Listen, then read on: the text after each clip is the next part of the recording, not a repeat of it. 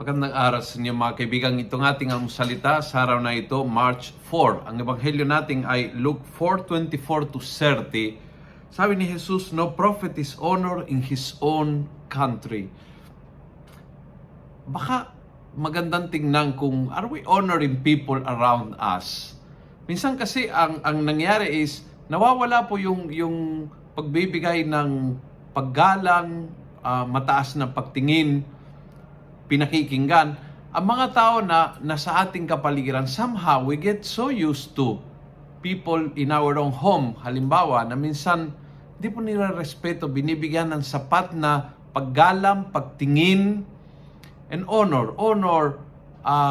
Kaya utos ng Diyos, or honor your father and mother, kasi minsan nawawala yung honor, nawawala yung sense of admiration, respect, mataas ng pagtingin sa mga tao sa ating kapaligiran. Masyado nasanay po tayo.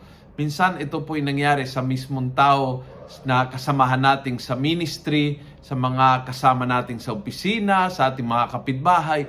Minsan nawawala yung mataas na pagtingin, respeto, pakikinig, at matuto. At yung tipong kaya mong makita ang galaw ng Diyos sa pamamagitan ng mga tao na nilagay ng Diyos sa iyong kapaligiran. Kasi that's the point. God puts people around us for message, for blessings, for learnings.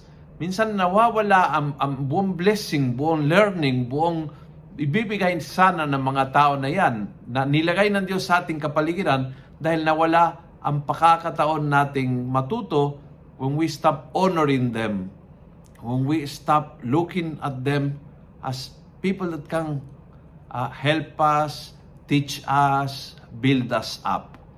Kamusta po yung pagbibigay ng pugay, ng honor, ng respeto, paggalang, pagtingin sa mga tao sa iyong kapaligiran?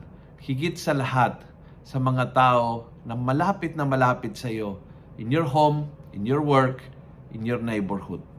Kung nagustuhan mo ang video ito, pass it on. Punuin natin ang good news ang social media. Gawin natin viral, araw-araw ang salita ng Diyos. And God bless.